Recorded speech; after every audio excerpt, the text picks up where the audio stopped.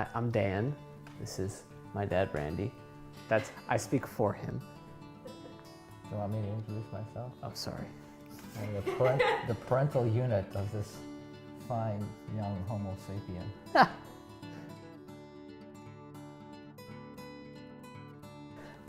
Dads, I think, are always viewed as superheroes when kids are young. Just that sense of they're going to do everything and always be there and always keep you safe. Dad is, I don't speak for you, but Dad's diabetic, had a few transplants, lots of surgeries, pre-me and also in my lifetime. When I was growing up very young, I don't have any memories of that. So as I started getting, into early elementary school and I started having memories, Dad still seemed like Dad. And I knew he was sick, but I didn't know, that didn't mean anything. Dad's sick, okay, no he's not, he's fine. I remember being in high school.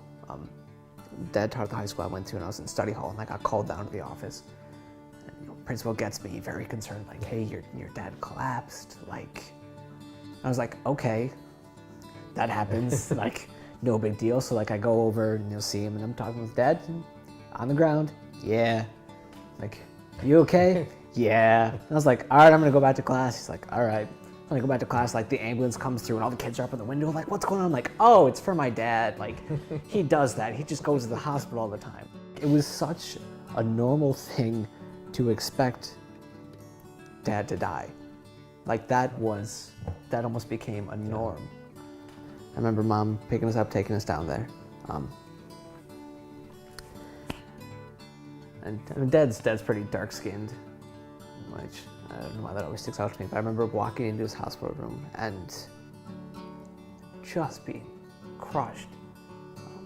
Because your dad laying there, just pale as I've ever seen.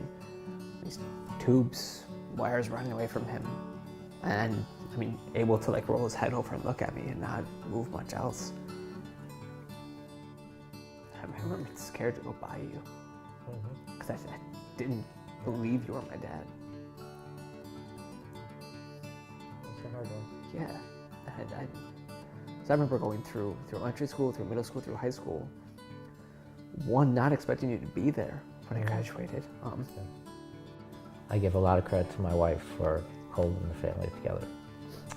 When I would, come back from a transplant, it would be months before I was able to regain the position. And ironically enough, that's when Barbara and I had most of our arguments, is that transfer of power, when she was responsible for everybody, me more than the kids, and then trying to reestablish our roles.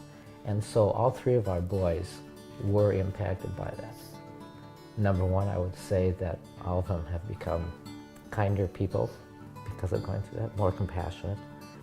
We can make it sound very easy, we have a great, perfect childhood upraising. We've gotten to a great place. We have a lot of good things. But We've had our struggles. yeah, we have not done things right always. But I also think that that's kind of biblical humanity and what grace and forgiveness looks like. That you make mistakes. And that's okay. And not always immediately. Hey, friend! There it is.